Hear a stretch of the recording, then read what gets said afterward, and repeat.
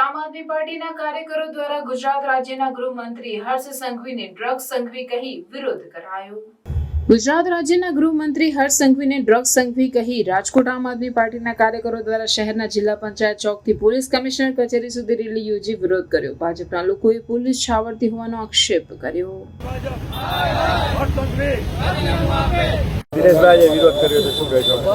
આજે અમારો વિરોધ પ્રદર્શન છે આમ આદમી પાર્ટી દ્વારા કે જેટલા કાંડો છે એ ભાજપ દ્વારા થઈ રહ્યા છે। બળાત્કાર કાંડ હોય, જમીન કૌભાંડ હોય, ડ્રગ માફિયા હોય કે કોઈને મરવા ઉપર મજબૂર કરવા અથવા તો કોઈની જમીન પડાવી લેવી, એવા કયું કાંડ છે કે જે ભાજપે નથી કર્યું, એમ છતાં પણ પોલીસ પ્રશાસન એને છાવરી રહ્યું છે। અને જ્યારે આમ આદમી પાર્ટી લોકોના પ્રાણ પ્રશ્નો માટે મોંઘવારી વિશે, પેપર ફોન વિશે કે કાંઈ પણ કાર્યક્રમ કરે તો એની તરત અટકાયત કરવામાં આવે છે।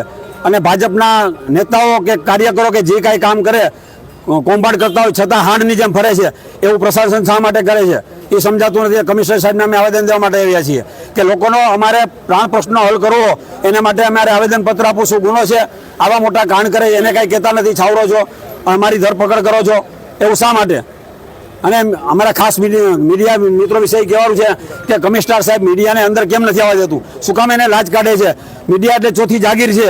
આ અમારા રાજકોટનો અવાજ છે, એને દબાવવાની કોશિશ બિલકુલ નહીં કરતા। જે લોકો સારા કામ કરે છે એને બિરદાવી છીએ અને જે કામ નથી કરતા એને અહીંથી જાકરો પણ આપી છીએ। આમ આદમી પાર્ટીને રાજકોટની પ્રજા છે।